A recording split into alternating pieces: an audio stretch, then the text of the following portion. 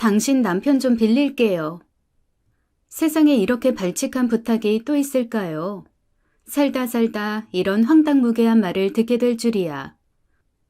그땐 몰랐습니다. TV 속 막장 드라마 같은 일이 현실에서도 버젓이 일어나고 그게 다른 누구도 아닌 내일이 되어 삶이 망가질 줄은. 지옥이 있다면 바로 그 순간이리라. 그 여자의 황당한 제의를 받던 끔찍한 순간 두 번 다시 기억하고 싶지 않은 과거사를 다시 꺼내는 건 값싼 위로나 응원을 바라서가 아닙니다. 아무 일도 없었던 것처럼 털어내고 싶어서도 아니고요. 털어낸다고 털어버릴 수 있는 일이 아니니까요. 그저 이대로 가슴속에 묻어둘 수만은 없어서 그래서 이렇게 해묵은 사연을 보냅니다. 저는 40대 중반 싱글맘이에요. 남편은 저보다 2살 연상이고 저와 남편은 서울 근교의 작은 보육시설에서 생활했어요. 그때나 지금이나 보육시설은 우울한 분위기가 지배적인 곳이죠. 아무리 행복한 척, 밝은 척, 결핍 없는 척 해봐야 피부치한테 버려졌단 사실이 달라질 게 없으니까요. 글을 쓰고 아닌 척 할 바엔 그저 무표정하게 입을 닫고 있는 게 낫다는 걸 일찌감치 깨달은 아이들이 대부분이었습니다. 갑작스런 부모의 실직이나 와병 등 어쩔 수 없는 상황에서 한시적으로 맡겨져 돌봄을 받다가 부모가 구직에 성공하거나 혹은 질병 치료 후에 아이를 찾아가는 경우도 덜어 있었지만 대부분은 친부모한테 일방적으로 버려지는 경우였습니다. 저 역시 그랬고 남편 역시도요. 저는 피덩이 때 강포에 쌓여 보육원 앞에 버려졌고 남편은 2돌쯤 거리를 헤매다 때마침 원장 아버지 눈에 띄어 들어오게 됐습니다. 어린 게 무슨 사연으로 길거리를 헤매고 있었는지 알 길은 없지만 때마침 그곳을 지나치던 원장 아버지가 아니었다면 남편의 생사는 누구도 장담하지 못했을 거예요. 얼마나 독해야 두 도라이를 길바닥에 내버릴 수가 있을까요? 자식 버리고 가서 고친 팔자가 좋아야 얼마나 좋을 거라고. 그 어린 걸 길바닥에 쓰레기 버리듯 버리고 갈 수가 있죠. 생각할수록 남편의 생모도 저의 생모도 이해할 수 없는, 아니 용서가 안 되는 그런 사람들이었습니다.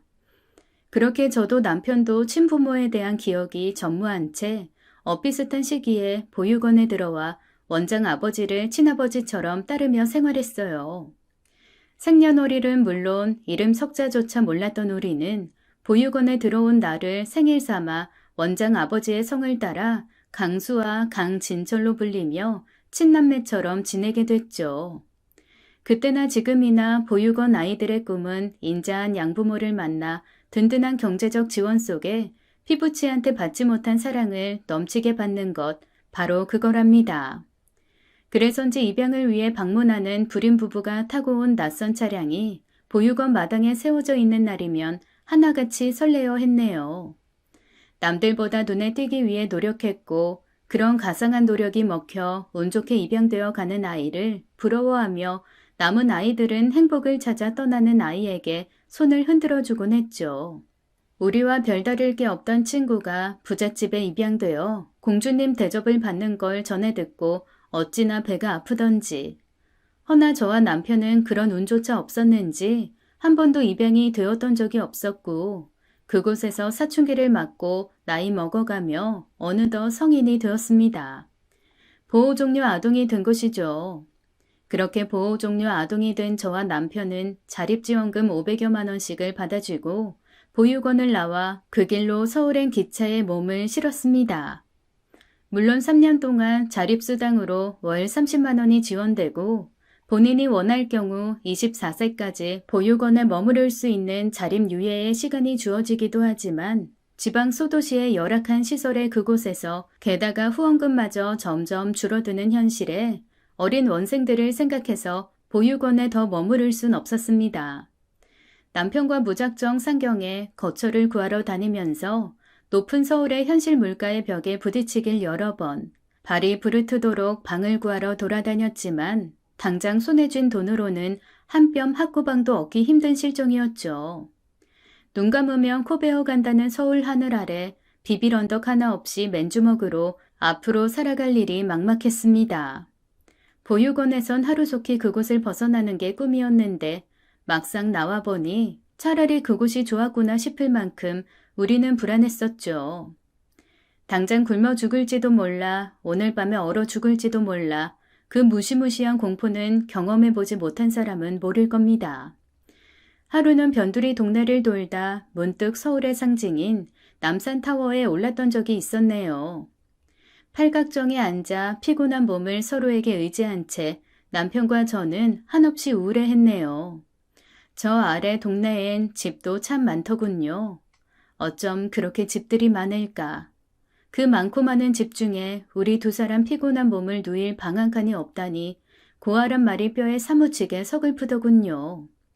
우리는 남들처럼 부모님이 계셨으면, 형제가 있었으면 가족 단위의 나들이 객을 보며 그 정겨운 가족의 모습에서 정말이지 빌릴 수만 있으면 빌리고 싶었네요. 가족을 빌리고 싶다는 엉뚱한 생각으로 청승을 떨던 저에게 불쑥 남편이 그러더군요. 이제 하늘 아래 너랑 나 둘뿐이야. 그 말이 왜 그렇게 아릿하게 들렸을까요? 너한텐 내가, 나한테 네가 유일한 가족이야. 그러니까 이젠 오빠 동생이 아닌 남자 여자로 살자. 남자 여자로? 왜, 싫어? 난 너 여자로 본 지 꽤 됐는데. 넌 아니야? 한 번도 그런 생각 안 해봤어? 글쎄. 뭐야, 나만 짝사랑한 거야? 치, 나도 오빠 좋아한다 뭐. 그딴 거 말고 사랑한다고. 이제부터 내가 네 법적 보호자가 될 거야. 그러니까 나만 믿고 따라와. 오늘부로 오빠 동생 대신 여보 당신 하는 거다. 여보 당신? 에휴, 징그러. 이제 난 너만 보고 네 말만 들을 거야. 네가 지구가 네모나다면 그런 거야. 해가 서쪽에서 뜬다면 그런 거고. 죽을 때까지 나한텐 여잔 너뿐이야. 너도 그럴 수 있지? 배신하기 없기다. 오빠 나 배신하지 마. 서울 남자들 바람 잘 피운다더라. 이제 서울에 살면 오빠도 서울 남잔데 배신하면 어쩌냐? 배신? 그게 뭔데? 새로 나온 신발인가? 하늘이 무너져도 그런 일 없어. 말했잖아. 나한테 여잔 너뿐이라고. 우린 이미 가족한테 버림받은 사람들이잖아. 그러니까 두 번은 그러지 말자. 죽을 병에 걸려도 큰 잘못을 해도 절대 버리지 말자. 좋아. 그리고 잘못했을 때 서로 3번은 용서해주자. 사람이니까 실수할 수 있는 거니까. 난 용서받을 일 안 할 거니까 패스. 치, 그거야 살아봐야 알지. 살아보나 마나네요.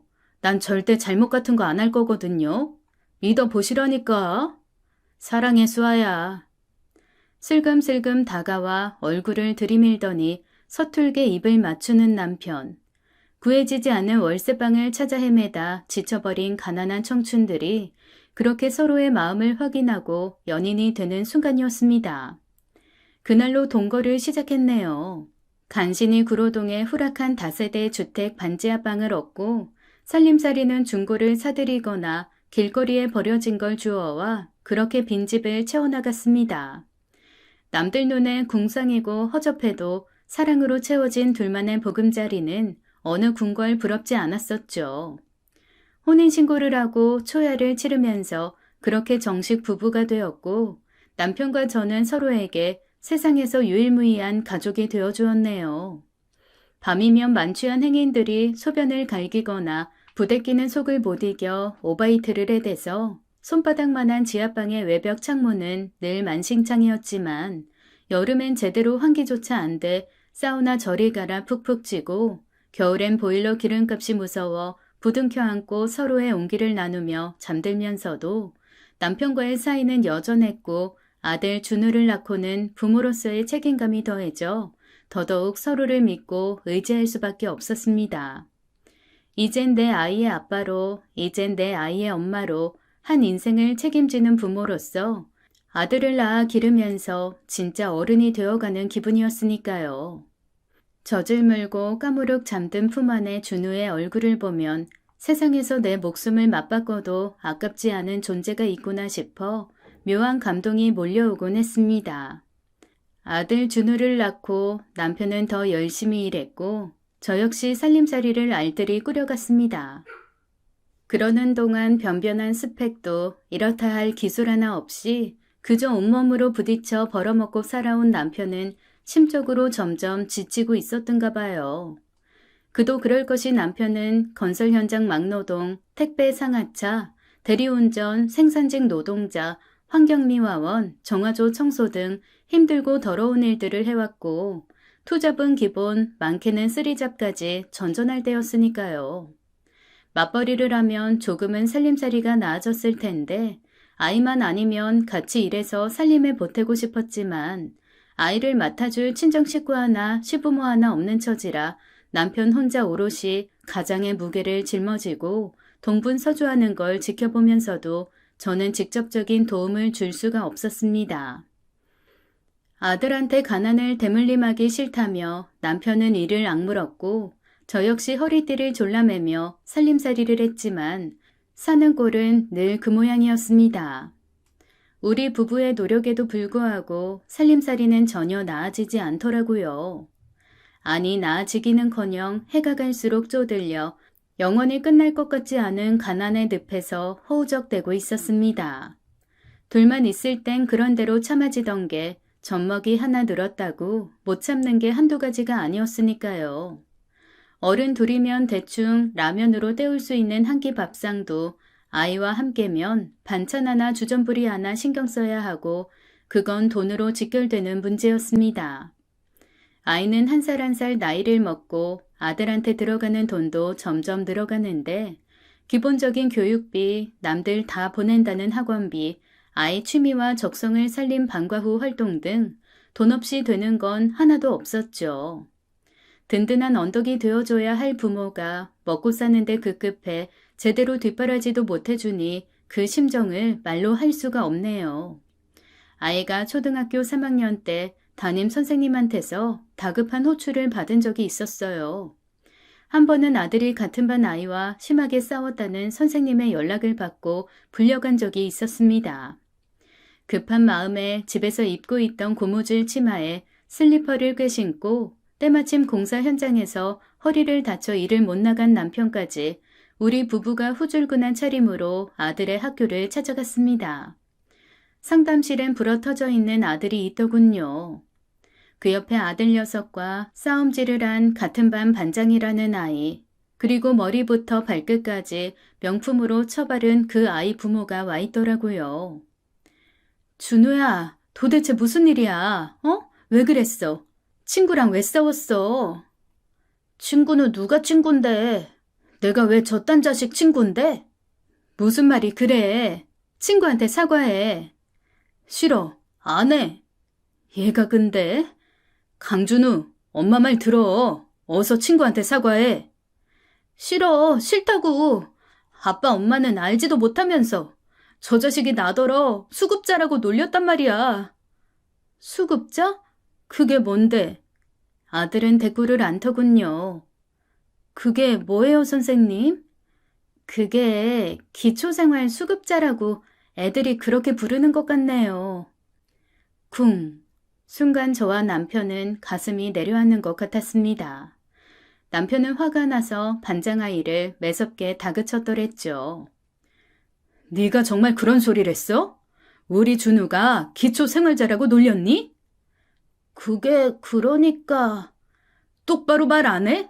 네가 한 거 맞아? 수급자라고 놀린 거 맞냐니까? 왜 대답을 못해? 남편이 버럭 화를 내자 아이가 눈치를 보더니 울음을 터뜨리더군요. 이 양반이 근데 어디다 대고 큰 소리야? 막말로 우리 애가 없는 소리 한 것도 아닌데 당신 내가 1년에 내는 세금이 얼마나 되는 줄 알아? 당신같이 사회에 빌붙어 사는 하층민들, 우리 같은 사회 지도층 아니면 입에 풀칠이나 할 줄 알아? 누구 덕에 먹고 사는데 어디서 귀한 내 자식을 잡어? 뭐? 하층민? 빌붙어 살아? 어머머머, 잘하다 치겠네. 하긴 무식한 인간의 폭력밖에 더 있어? 이봐요, 조선시대로 치면 우린 양반이고 그쪽은 종이에요. 무슨 말인지 모르겠어요? 좋은 시대에 태어나서 노비 소리 안 듣고 살면 고마운 줄 알아야지. 우리 애 아빠 건설회사 사장이에요. 신도시 아파트 그거 다 이의가 올린 거라고. 솔직히 이렇게 수준이 다른데 처음부터 같은 반인 게 말이 안 되지. 안 그래요, 선생님? 툭 까놓고 선생님도 우리랑 같은 생각이잖아. 그거야 뭐... 노비? 그래, 나 노비다. 어디 노비 주먹 맛 좀 봐라. 여보, 제발 참아 여보.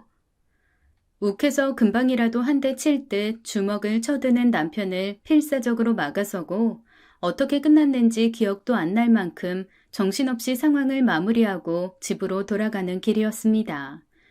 어깨를 늘어뜨린 새 식구가 터벅터벅 동네 골목길에 접어들었을 때 아들 녀석이 한숨처럼 내뱉더라고요.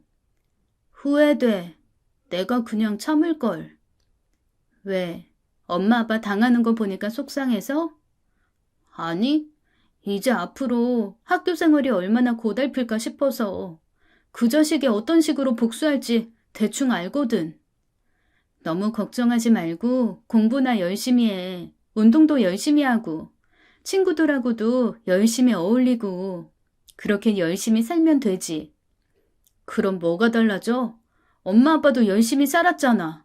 근데 달라졌어? 아들은 뒤도 안 돌아보고 먼저 집으로 가버리더군요. 하루가 다르게 뛰는 집값, 덩달아 너를 뛰는 월세, 그 악한 장바구니 물가, 입에 단내가 나게 살아도 다람쥐가 쳇바퀴를 돌듯 제자리 걸음인 도시 빈민, 하류 인생. 이렇게 살아가는 아들도 우리 같은 인생을 살게 뻔하다는 생각에 남편이나 저나 종종 살아갈 날이 두렵곤 했네요. 누군 노력 없이 그저 타고난 운으로 돈 많은 부모 만나서 꽃길을 걷고 누군 힘든 자갈길을 걷는구나. 스타트 라인부터가 다른데 어떻게 그들을 이기겠나. 금수저를 물고 태어난 사람과 경쟁 자체가 안 되는 구도에서 로또 대박이 터지지 않는 한 아들도 우리와 크게 다르지 않은 인생을 살게 되리라. 그건 비극이었습니다. 우리 준우, 남들보다 더 해주진 못해도 적어도 남들만큼은 해주고 싶었어. 내 자식만큼은 나처럼 살지 않길 바랬는데.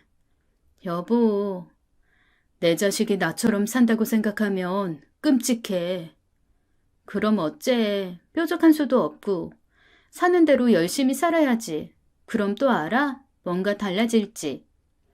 아니, 준우 말이 맞아. 그래봐야 달라질 거 없어. 그럼 어쩌라고. 내 자식은 나처럼 안 살게 해. 그렇게만 할 수 있다면 난 못할 게 없어. 뭐든 할 거야. 악마한테 영혼이라도 팔 거야. 남편은 말없이 깊은 생각에 잠긴 얼굴이었습니다. 그때 남편이 무슨 생각을 하는지 어떤 계획인지 묻지 않고 넘어간 게 화근이었을까요? 남편은 정말로 악마한테 영혼을 팔아버리고 말았더군요. 남편은 잘 나가던 노가다판을 때려치고 새 직장을 찾아다니기 시작했고 얼마 후 빚을 내 빼입은 새 양복 차림으로 첫 출근길에 나섰습니다. 어딘데? 어디 회사인데? 이름 정도 말해줄 수 있잖아. 어디 회사라고 하면 알기나 하고? 그냥 회사야. 내 주제에 대기업은 꿈도 못 꾸고 고만고만한 중소기업. 암만 중소기업이라도 이렇게 갑자기 취직되는 게 이상하잖아. 운이 좋았어. 하긴 좋을 때도 됐지. 우리가 좀 불운했냐? 징글징글하게 되는 일도 없었지. 가난이 팔자도 아니고 젠장. 근데 당신 생산직 아니야? 와이셔츠 차림으로 책상 앞에서 서류 볼 것도 아니고 그렇다고 기술직도 아닌데 이 양복 차림 뭔데? 그거야 첫인상 좋으면 좋은 거지 뭐. 차차 편하게 입고 다닐 거야. 이상하네. 이상할 것도 셌다. 취직됐으면 땡큐지. 이제부터 꼬박꼬박 월급 나오고 보너스도 나오고 할 거니까 그걸로 우리 준우 뒷바라지나 제대로 해. 그러면야 좋지만 정말 월급에 보너스까지 따박따박 나온대? 뭐 대충 봐도 그 여자 가진 게 돈밖에 없어 보이더라. 그 여자? 사장이 여자야? 어? 남편은 당황한 듯 얼버무리더군요. 그땐 그저 그런가 보다 했습니다. 남편 말을 믿었고 무엇보다 일정한 수입이 들어온다고 했으니까요. 남편은 아침이면 출근하고 저녁이면 퇴근하는 평범한 직장인처럼 굴었으니까요. 종종 야근이니 출장이니 해서 늦을 때도 있었고 덜어 외박하는 날도 있었지만 꼬박꼬박 갖다 준 남편의 월급으로 생활은 점점 안정되어 갔습니다. 다만 휴일 근무가 잦았고 아들과 함께할 시간이 줄어든 게 아쉽달까? 월급을 갖다 주는 걸 보면 일을 하는 것 같은데 또 어떻게 보면 특별히 일을 하는 것 같지도 않고 남편이 속 시원히 말을 안 해주니 이런저런 궁금증에 하루는 벗어둔 남편의 양복 상의를 뒤졌습니다. 아동용 애니메이션 영화 티켓이 나오더군요. 석장. 근무 시간에 영화를 보러 갔나? 근데 애들 보는 영화잖아.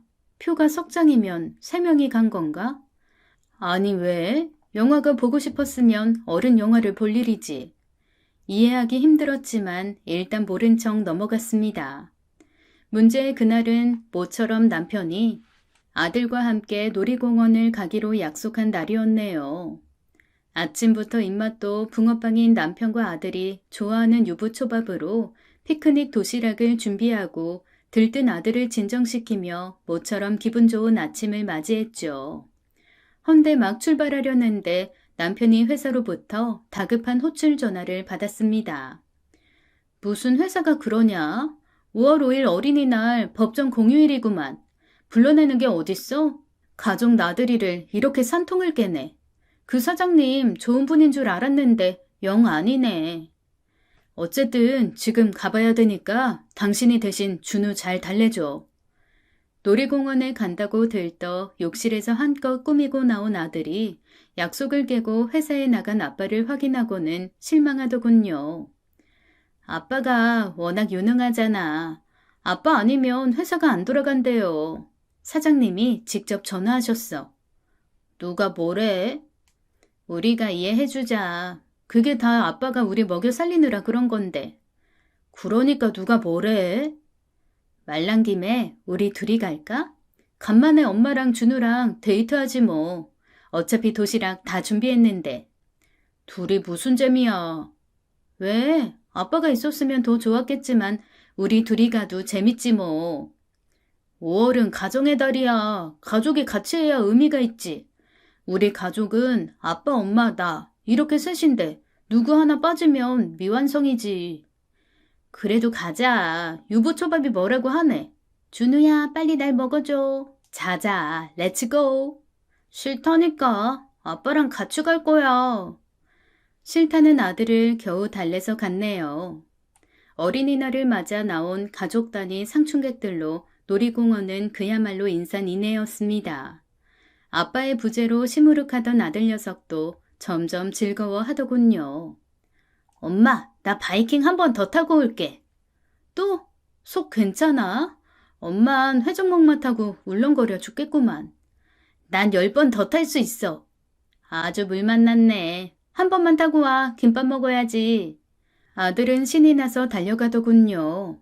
그런 아이의 뒷모습을 미소로 지켜보다가 문득 제 눈을 의심하고 말았습니다.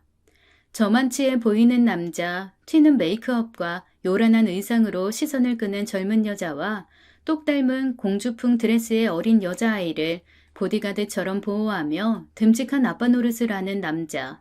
그 남자는 제 남편이었습니다. 다시 보고 뜯어보고 곱씹어봐도 분명히 남편이 맞았어요. 남편은 피크닉에 어울리는 캐주얼한 차림으로 아내와 딸을 살뜰히 챙기는 국가대표 애처가의 모습을 하고 있더군요. 그건 누구 눈에도 단란한 가족의 모습이었습니다. 딸아이를 목에 태우고 아내의 팔짱을 낀 채 인파 속에 묻혀서 멀어져가는 남자, 아니 남편. 쥐고 있던 도시락통을 내던지고 본능처럼 그 뒤를 쫓았습니다. 정신없이 쏟아져 나오는 인파 속에서 이리저리 쓸려가면서 놓치지 않으려고 이를 악물었고 길을 써서 남편의 뒤를 밟았네요. 그 구름대 같은 인파를 뚫고 얼마나 정신없이 쫓아갔는지 기어이 남편을 따라잡았고 막 그 사람을 잡아 세우려는 순간 디즈니 영화 속에서 튀어나온 듯한 요란한 캐릭터 차린 무리의 퍼레이드 팀이 간발의 차로 제 앞을 가로지르며 행진을 시작하더군요. 요란한 음악에 맞춰 우스꽝스러운 행진이 시작되자 주위에 있던 아이들이 우르르 몰려들고 순식간에 놓쳐버린 남편은 이미 보이지 않았습니다. 그날 저녁 평소보다 늦게 퇴근한 남편한테 낮에 목격한 걸 떠봤습니다. 당신 오늘 혹시 놀이공원 갔어? 과천 쪽에 있는. 뭔 소리야? 아니, 오늘 준우랑 놀이공원 갔거든. 거기서 당신 본 것 같아서. 잘못 봤겠지. 종일 근무하느라 힘들었구만. 뚱딴지 같긴. 나 당신 회사 한번 찾아가 볼까 싶은데. 뭐하러? 여자가 남자 일하는 데 와서 뭐 하려고? 자, 이거나 받아. 특별 보너스야. 이걸로 준우 선물이나 사줘. 그때 사달라고 했던 그 게임팩 그거 사주라고. 그게 얼마짜린데? 1, 2만 원짜린 줄 아나 봐. 사고도 남을걸? 남편이 던져준 두둑한 돈봉투에 놀라 남편을 돌아봤지만 등 돌리고 누워 벌써 요란하게 코까지 골고 달게 자는 그의 모습에 생각이 많아지더군요. 그렇게 남편을 향한 의심을 애써 누르며 꼬박꼬박 갖다주는 월급과 종종 파격적인 보너스까지 더해 일당직을 전전하던 때와 비교 불가인 남편의 수입 덕에 손바닥만한 단칸 월세방에서 방 3칸짜리 전셋집으로 살림을 늘려가며 모처럼 사람답게 살 수 있었습니다. 아들도 제 방을 갖게 되고 원하던 학원에 다니게 돼서 그런지 어느 때보다 밝았고 친구들을 집에 초대하는 등 월세살이 때는 꿈도 못 꾸던 일을 하면서 교우 관계도 좋아진 것 같더군요. 저는 그쯤 엄마보다 친구가 좋을 나이인 아들을 마냥 해바라기 하느니 남는 시간을 알차게 써보자 싶어 파트타임 알바를 시작했습니다. 동네 마트는 아들 얼굴을 봐서 곤란하고 사는 곳에서 많이 떨어진 곳이지만 대한민국에서 5손가락 안에 드는 부촌에 있는 대형 마트에서 시식 코너를 맡게 되었죠. 알아볼 사람 없는 곳이 되려 마음이 편하더라고요. 위생 모자를 쓰고 위생 마스크를 한 채 노릇노릇하게 구워진 신제품 만두 시식을 권하는 일이었습니다. 그렇지만 부자 동네라 그런지 만두 같은 건 거들떠도 안 보더라고요. 제대로 팔아보지도 못하고 부스를 접어야 하나 싶었는데 그때 디즈니 공주처럼 차려입은 5살짜리 여자아이가 갓 구워진 만두를 물끄러미 보는 게 아니겠어요? 아이고, 백설공주님이 따로 없네. 아이는 고급스러운 백설공주 코스튬 의상을 입고 있더군요. 먹고 싶니? 네. 자, 이거 먹어. 다 먹으면 아줌마가 또 구워줄게. 아이는 작은 입을 오물거리며 맛나게도 먹더라고요. 참 예쁘게도 생겼네. 누굴 닮아서 이쁠까? 우리 엄마요. 엄마가 미인이신가? 아빠는? 아빠는 안 닮았어? 우리 아빠는 나랑 달라요. 그래? 그래도 좋아요. 우리 아빠 엄마랑 나랑 놀이공원도 같이 가고 디즈니 영화도 보러 가고 그랬거든요. 와, 좋겠네. 참 좋은 아빠네. 근데 바로 그때 아이 엄마로 보이는 여자가 헐레벌떡 뛰어오더니 버럭 화를 냈습니다. 세리, 너 여기서 뭐 하는 거야? 지금 뭘 먹고 있는 거야? 아줌마, 우리 애한테 뭘 먹인 거죠? 군만두. 애가 먹고 싶다길래. 내가 미쳐. 밀가루 알러지 있는 애한테 이딴 걸 먹이면 어떡해요? 대체 얼마나 먹인 거야? 죄송합니다. 근데 별일 없을 거예요. 아주 쬐끔 먹었거든요. 그리고 이 만두, 이거 만두피를 유기농 밀가루를 써서 좋은 거예요. 아줌마가 의사예요? 탈이 있을지 없을지 그렇게 잘 알아? 선뜻 대꾸할 말이 없어 우물쭈물하는 사이 때마침 여자의 핸드폰이 울리더군요. 여보, 큰일 났어. 지금 어디야? 지하 주차장? 그래, 빨리 와. 우리 셀이 병원 가봐야 할 것 같아. 당장 뛰어와. 전화통화로 여자는 마치 상사가 부하 직원한테 하듯 명령조로 남편을 호출하더군요. 그리고 얼마 안 돼 아이 아빠가 헐레벌떡 뛰어왔습니다. 근데 이게 무슨 일이죠? 숨을 헐떡이며 아이를 챙기고 아내의 화를 달래며 기분을 맞추느라 정신없는 여자의 남편은 다름 아닌 제 남편이었습니다. 경악스러운 상황에 말문이 턱 막히더라고요. 저는 서둘러 위생모와 마스크를 벗고 기막힌 얼굴로 남편을 응시했습니다. 저를 알아본 남편은 귀신을 본 것처럼 화들짝 놀라더군요. 남편은 오해라며 모든 걸 설명하겠다고 했죠. 사색으로 허둥대는 남편과 금방이라도 폭발할 것 같은 저를 번갈아 보던 여자는 예사롭지 않은 분위기를 느꼈는지 제 손에 명함 한 장을 쥐어주었습니다. 당신은 여기 있어. 난 셀이 병원에 데리고 갈게. 진료 받아봐야지. 혹시 모르니까. 그리고 아줌마, 우리 이희한테 얘기 듣겠지만 그걸로 성에 안 차면 찾아와요. 내가 얼마든지 설명해 줄 테니까. 여자가 떠나자 남편은 조용한 곳에서 얘기하자더군요. 말해봐. 대행이야. 대행? 아까 그 꼬맹이 있지? 셀이라고 그 여자 딸인데 아빠가 없어. 이혼인지 사별인지는 모르겠고 그런 것까지 묻는 건 아닌 것 같아서. 암튼 걔가 좀 예민해. 외로움도 많이 타고. 아빠 정이 그리운 모양이더라고. 하긴 아빠가 누군지도 모른다니까. 애 정서상 가엾잖아. 어린 게. 그래서 돈 받고 아빠 노릇 좀 해주기로 한 거야. 그게 다야. 그 여자하고는 아무 일도 없었어. 정말이야. 지금 그걸 믿으라고 하는 소리야? 당신이 믿든 안 믿든 팩트야. 당신 말을 믿을지 말지는 그 여자 얘기 들어보고 결정할게. 다음날 여자가 건네준 명함을 들고 물어물어 찾아간 곳은 강남 뒷골목 홍등가 명소로 통하는 최고급 룸살롱이었습니다. 부리는 직원만 100명이 넘는 그야말로 기업형 룸살롱의 주인, 그 여자는 강남 일대를 휘어잡는 전설의 마담이었죠. 저를 룸으로 안내한 여자는 대뜸 그러더군요. 맞아요, 렌탈. 당신 남편 내가 빌려 썼어요. 물론 렌탈비는 충분히 쳐줬지만 그 사람 말로는 그 돈으로 월세방에서 전세로 옮겼다던데 아들 학원도 보내고 그만하면 남는 장사 아닌가? 남는 장사?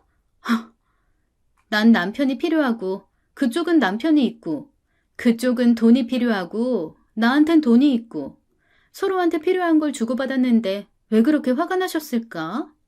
이봐요. 나 당신 남편 남자로 빌린 적 없어. 우리 아무 일도 없었다고요, 이 아줌마야. 어디까지나 우리 셀이 아빠로 빌렸지. 적어도 내 딸한테만큼은 숨기고 싶었거든. 엄마가 화력의 출신인 거, 미혼모인 거. 그럼 다른 남자를 만나서 정식으로 결혼을 해요. 애한테 정말 아빠를 만들어주면 되잖아요. 이 미모에, 이 재력에 남자가 없었을까봐? 애는 안중에도 없고 재산만 노리고 접근하는 양아치들 많았어요. 그런 놈들한테 노래날 순 없지. 애가 뭘 보고 배우겠어? 애가 더 잘 알아요. 쓰레기인지 아닌지. 그쪽 남편이 적임자였고 난 내 딸이 커서 현실을 받아들일 수 있는 나이가 될 때까지 앞으로도 쭉 그쪽 남편 렌탈할 생각이에요. 지금까지는 아주 잘하고 있거든. 미쳤네. 미쳤어. 렌탈료가 적어서 그래요? 그럼 얼마? 얼마면 될까? 당신 남편 빌리는 값. 말해봐요. 최대한 맞춰줄 테니까. 근데 인간적으로 노는 남편 좀 빌려 쓴다고 땡 잡았구나 해서 팔자 고치려고 하면 곤란해요. 당신 남편이 그 정도는 아니니까. 잘 알잖아요. 지금도 아주 후하게 쳐주고 있는 거. 부들부들 떨리더군요. 살면서 그렇게 치욕적인 말은 처음이었습니다. 도저히 참을 수가 없어서 물잔을 집어들어 그대로 그 여자의 얼굴에 뿌려버렸네요. 헌데 물세례를 받은 여자는 지지 않고 다른 물잔을 집어들어 제 얼굴에 뿌렸습니다. 그렇게 물세례를 고스란히 돌려받고 치욕에 떠는 저에게 그 여자는 마지막 일침을 놓더라고요. 이런 식으로 나오면 당신 남편 확 뺏어가 버리는 수가 있어? 저는 잡아먹을 듯이 그 여자를 노려봤습니다. 어떻게 그런 소리를 당당하게 할 수가 있죠?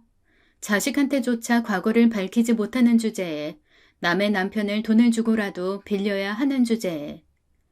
돈으로 못 살 게 없는 세상이지만 그래도 안 되는 게 사람 마음이에요. 우리 애 아빠 처자식 먹여 살리느라 당신 같은 여자랑 엮여서 남편 노릇 아빠 노릇 했지만 그거 다 가짜인 거 알잖아요. 손톱만큼도 진심 따위 없는 싸구려 삼류 연극 같은 거라는 거. 내 남편을 뺏겠다고?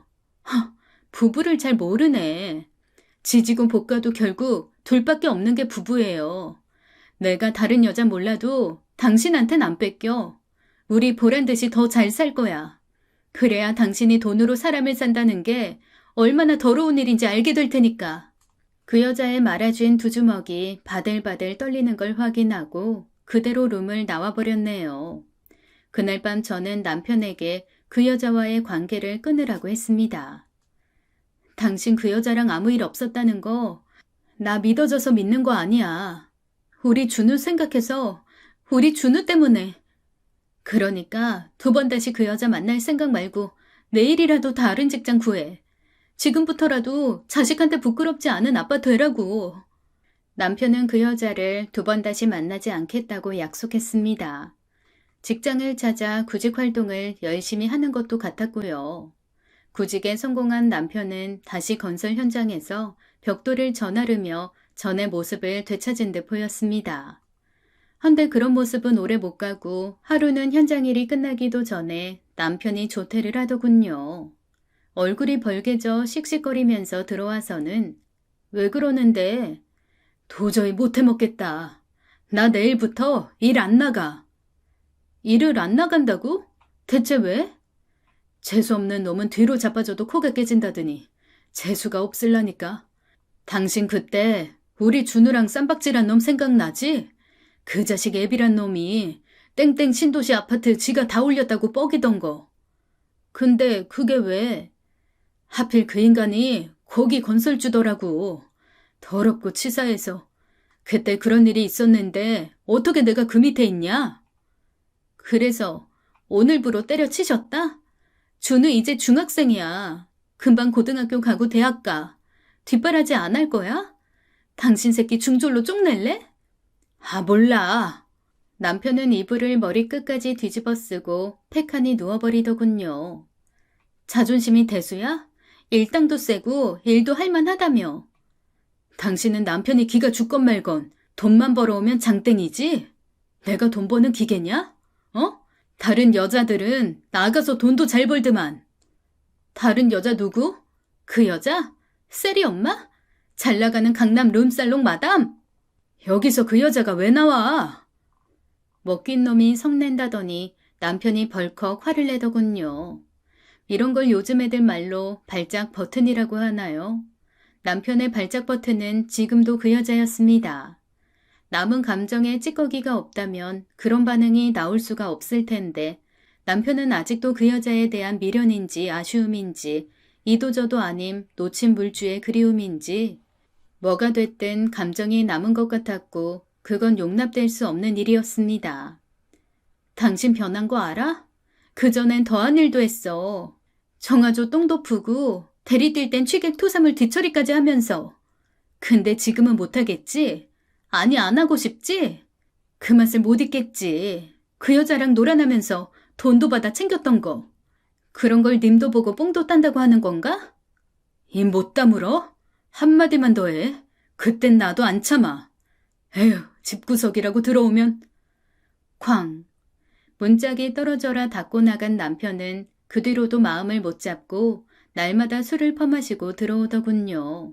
한 달에 맨 정신보다 취한 날이 더 많았던 것 같았습니다. 처음엔 그저 되는 일이 없으니 술로 푸나보다 했는데 헌데 오래지 않아 남편한테서 수상한 낌새가 느껴지더군요. 하루는 남편의 동선을 미리 파악해 작정하고 뒤를 미행했었죠. 혹시나가 역시나고 두말하면 입 아프고 재버릇 개 못 준다는 말이 그냥 나온 게 아니더라고요. 짐작대로 남편은 그 여자가 사는 아파트 입구에 내려 서더군요.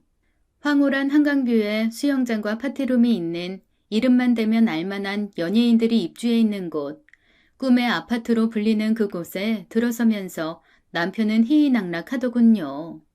로비 출입문에 막혀 남편을 놓치고는 어떻게 하면 철통 같은 문을 뚫고 내부로 들어갈 수 있을까 고민하고 있는데 때마침 세탁소 아저씨가 세탁물을 한아름 들고 들어서고 있었습니다. 그분 등 뒤에 슬쩍 붙어서 열린 자동문으로 잽싸게 몸을 날려 로비에 들어서긴 했는데 그 여자 집이 몇 호실인지 알 길이 없어 난감하더군요. 그때 아저씨 손에 들린 세탁물 중 눈에 익은 게 있었습니다. 마트에서 봤던 그 코스튬 의상, 그 여자 딸의 백설공주 드레스. 내심 쾌재를 부르며 아저씨를 따라 엘리베이터에 오르고 1503호 아저씨를 따라 내렸습니다. 아저씨가 초인종을 누르자 익숙하게 도우미가 문을 열어주더군요. 그 길로 벌컥 대문을 열어젖히고 도우미가 말릴 새도 없이 밀고 들어갔습니다. 운동장 같은 거실, 고급스러운 가구들, 휘황찬란한 인테리어. 그 여자는 생각보다 훨씬 부자더군요. 당장 나가라고 밀어내는 도우미와 실랑이를 하다가 침실에서 들려오는 낯뜨거운 교성과 신음의 멈칫. 본능적으로 그 안에서 무슨 일이 벌어지고 있구나 싶었습니다. 침실 쪽으로 제게 다가가 벌컥 문을 열어젖힌 순간 못 볼 꼴을 보고만 저는 그대로 굳고 말았네요. 남편과 그 여자가 알몸으로 침대에 뒤엉켜 한바탕 그 짓 중이었던 겁니다. 여보, 당신이 여길 어떻게? 정말 가관이더군요. 이 대낮에 그것도 도우미까지 있는 집안에서 대체 얼마나 색종에 굶주려야 그 짓거리를 할 수가 있는 거죠. 당황한 남편이 허둥지둥 속옷을 찾아 입는 동안 말도 안 나오더군요. 너무 기가 막히면 안 나온다더니. 여보, 그런 게 아니라 당신 오해하지 마. 그러니까 이게 어떻게 된 일이냐면 구차한 변명에 급급한 남편을 노려보며 이 역같은 상황을 어떻게 해결할지 둔 연놈을 어떻게 잡아 족칠지 궁리했습니다. 먼저 순서대로 전혀 머리채를 잡아채? 그리고 핸드폰 카메라로 현장 증거를 남겨? 그걸로 상간녀 위자료 소송을 하면 얼마를 부를까? 하긴 얼마가 됐든 그런 게 무서웠음 처음부터 이런 추잡한 짓을 하지도 않았겠지. 그 짧은 시간에 여러 가지 생각이 머릿속을 헤집고 다니더군요. 헌데 그 여자 태연하게 몸을 일으켜 알몸으로 내 앞에 당당히 서는 게 아니겠습니까? 유부남과 놀아났다는 사실을 전혀 개의치 않는다는 듯 일말의 수치심도 없이 좀 전까지 뒤엉켜 달아올랐던 육신을 제게 시위라도 하듯이 말이죠. 어쩔 수 없이 시선이 가더군요. 각선미가 도드라진 긴 다리와 풍만한 히프, 잘 익은 복숭아처럼 터질 듯한 가슴, 남자라면 누구라도 홀릴 만큼 육감적인 육체로 저의 길을 죽이려는 수작이라는 걸 알겠더라고요. 아니나 다를까 그 여자는 저를 향해 비릿하게 웃더니 천천히 옆에 벗어둔 실크 가운을 걸치더군요. 그리고는 자연스럽게 사이드 테이블 위에 담배를 한가치 꺼내 물었습니다. 그런데 그 다음이 아주 웃기지도 않더군요. 그 꼴을 안 본 눈을 사고 싶을 만큼 못 볼 꼴을 보고 말았지 뭡니까. 조강지처한테 불륜의 현장을 들킨 위인이 허둥지둥 챙겨 입은 거라곤 달랑 빤스 쪼가리 뿐인 채 글쎄 잽싸게 라이터를 찾아서 공손히 그 여자 손에 들린 담배에 불을 붙이는 게 아니겠어요? 에라이 등신 호구 똥멍청이. 왜 사니? 나가 죽어. 다리 사이에 물건은 뭐하러 달고 다니냐? 떼버리지. 정말 별별 욕이 다 떠오르더군요. 그 와중에 내 앞에서 그러고 싶을까? 이건 뭐 여왕벌을 떠받드는 일벌도 아니고. 때마침 다급히 제 핸드폰이 울리더군요. 병원에서 온 전화였습니다. 아들이 자전거를 타고 가다 택시에 들이받고 구급차에 실려가 응급 수술 중이라지 뭔가요. 세상에 어떻게 이런 일이. 하늘이 무너지는 것 같았습니다. 간신히 정신줄을 부여잡고 방을 나서다가 엉거주춤 서 있는 남편에게 이를 갈며 악다구니를 쳤죠. 네 새끼 교통사고로 지금 한국 병원에서 수술 중이래.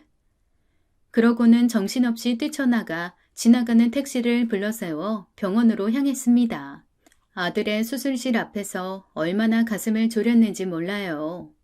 한참 후에 수술을 끝낸 아들은 이동 침대에 실려 나와 회복실로 옮겨졌습니다.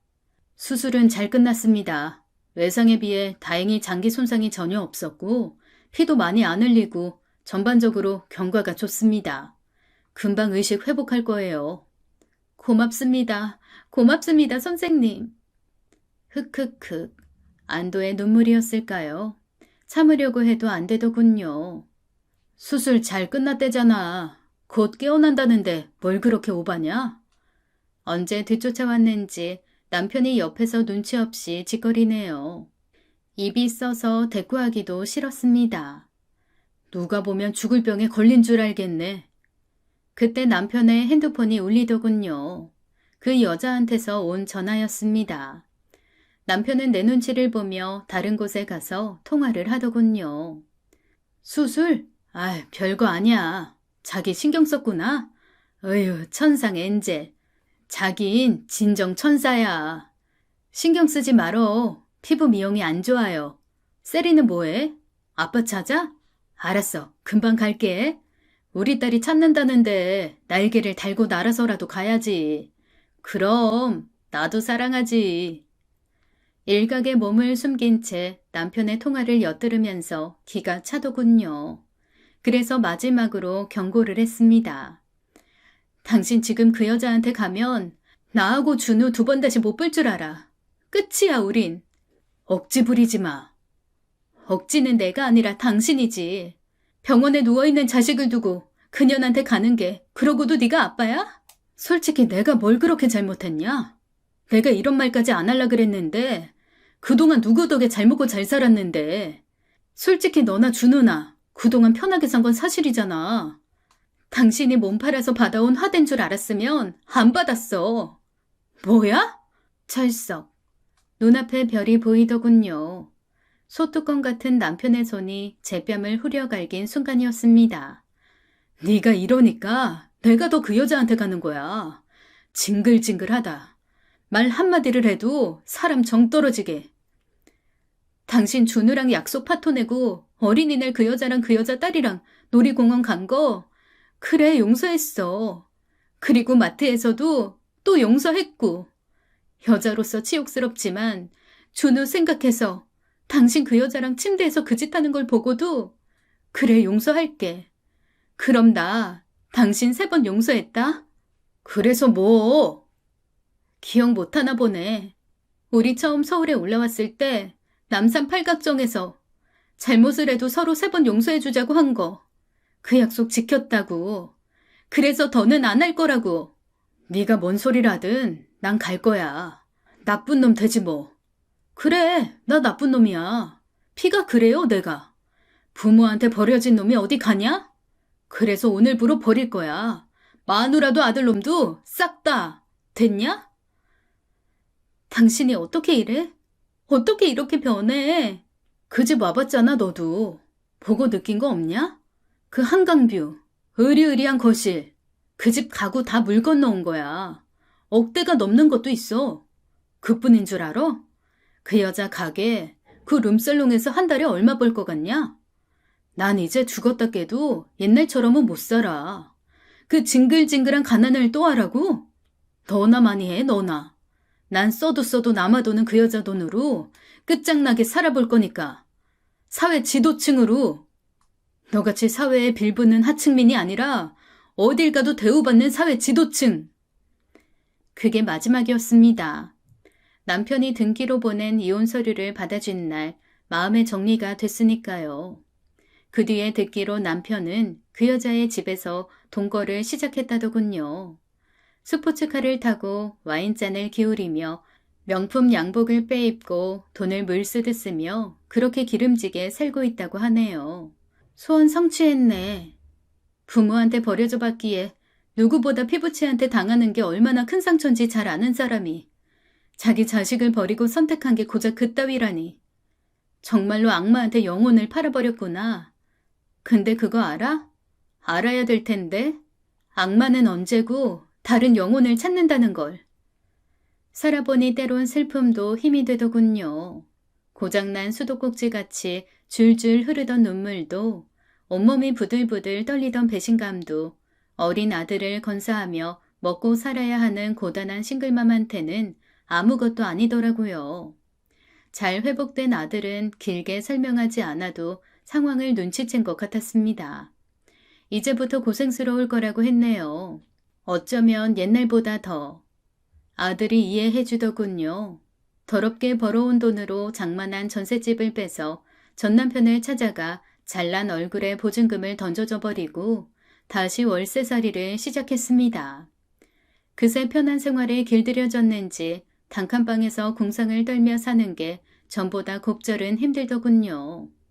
옛날에는 이렇게 살았으면서 사람만큼 간사한 동물이 또 있을까요? 마치 방색 한 짜리 전세가 첫 시작이었던 것처럼 다시 돌아온 월세방이 고단하고 불편하고 억울하고 힘들고 그렇더라고요. 하지만 아들 준우를 봐서 마음을 고쳐먹고 저는 동네 식당에서 홀서빙을 했습니다. 얼마나 몸 안 사리고 억척을 떨었는지 시급이 다른 사람보다 많네요.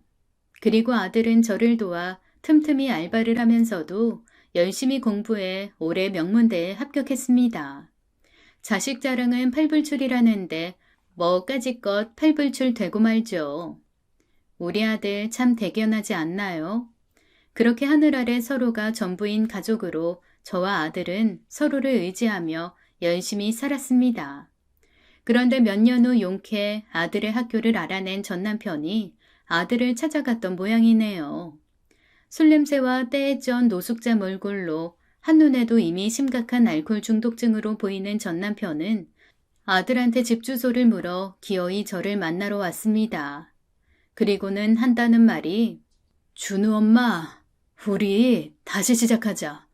당신 사람이 왜 이렇게 매정해? 어떻게 이렇게 끝내? 우리 가족이잖아. 가족을 어떻게 버려? 가족은 필요할 땐 취하고 필요 없어지면 버리는 게 아니에요.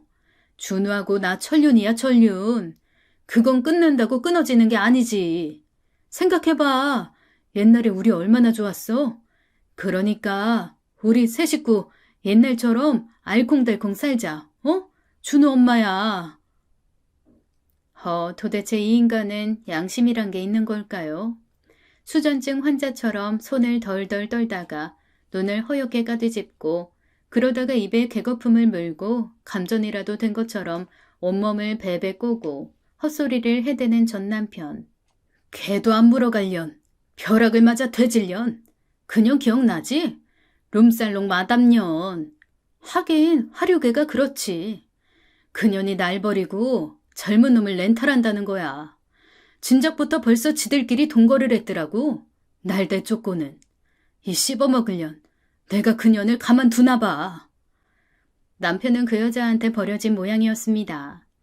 어리석은 인간, 그럼 영원할 줄 알았니? 남편은 아들을 핑계로 끈질기게 찾아와 치대더군요.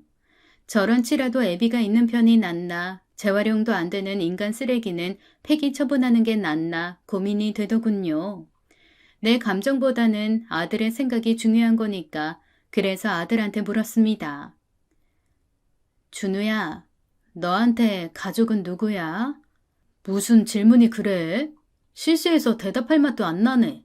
당연히 엄마뿐이지. 엄마 상관하지 말고 네가 다시 아빠랑 살고 싶으면 그렇게 해. 갑자기 무슨 소리야? 나 때문에 아빠랑 억지로 절연할 거 없다고. 내가 네 아빠랑 부부의 연을 끊었다고 해서 너까지 부자의 연을 끊으라고는 못해. 너랑 아빠는 천륜이잖아. 하늘의 인연. 그걸 먼저 끊은 게 아빠야. 엄마랑 날 먼저 버린 게 아빠라고. 나도 알아. 아빠도 처음부터 이런 결과를 바라고 시작한 건 아닐 거야. 돈 많이 벌어서 우리 잘 살게 하고 싶었겠지. 하지만 동기가 순수했다고 결과까지 미화되는 건 아니야. 좋은 마음으로 시작했을지 몰라도 결국 나쁜 선택을 한 건 누구도 아닌 아빠 자신이야. 후회 안 하겠어? 절대. 나한테 가족은 엄마뿐이고 엄마랑 나 이렇게 둘이 가족 완성이야. 더 필요 없어. 아들의 마음을 확인하고는 거머리처럼 들러붙는 전 남편을 경찰에 신고했습니다. 제 치맛자락을 부여잡고 매달리는 전 남편은 출동한 경찰들한테 질질 끌려가 동네 골목길을 쓸며 버티다가 결국에는 경찰차에 태워졌습니다. 그 뒤로도 뻑하면 찾아와 용서해달라고 애원하는 걸 법원의 접근 금지 명령이 떨어지고서야 털어낼 수 있었네요. 그리고 몇 달 후 알코올 중독자 보호소에서 한 통의 전화를 받았습니다. 그 인간이 간경화로 죽었다고요. 지금도 한바탕 고약한 꿈을 꾼 것만 같습니다. 세상 사람이 다 변해도 변하지 않을 것 같았던 남편이 돈 때문에 가족을 버리고 결국 스스로 천륜을 끊어낸 우리 가족의 비극사. 허나 비극을 희극으로 만들기 위해 이 세상의 유일무이한 가족인 우리 모자는 오늘도 열심히 살고 있네요. 물론 그 인간의 죽음 앞에 눈물 따윈 흘리지 않고 말이죠. 그건 그의 업보니까요. 이번 주말엔 늠름한 군인이 되어 복무 중인 아들한테 면회를 가보렵니다. 손맛 제대로 살린 꽃게찜을 한 냄비 만들어서요. 여러분도 지금 옆에 있는 가족한테 잘하세요. 한땐 저도 없는 부모 형제가 간절해 빌릴 수만 있다면 빌리고 싶다는 생각도 했었습니다. 철이 없었던 건지 아님 너무 간절해서 그런 말도 안 되는 생각을 하게 된 건지 허나 살아오면서 깨달은 건 없는 것에 아쉬워하기보다는 있는 것에 감사하자 바로 그겁니다. 절대 빌릴 수도 빌려줄 수도 없는 존재. 당신 옆에 있는 가족을 많이 사랑하고 아껴주세요. 변변찮은 제 얘기를 들어주셔서 감사합니다. 이젠 희미한 옛날 일을 기억해내 쓰느라 두서없는 글을 끝까지 들어주셔서 다시 한번 감사드려요. 지금까지 사연 읽어주는 남녀였습니다. 끝까지 시청해주신 여러분 감사드리며 저희는 다음 사연으로 돌아올게요. 감사합니다.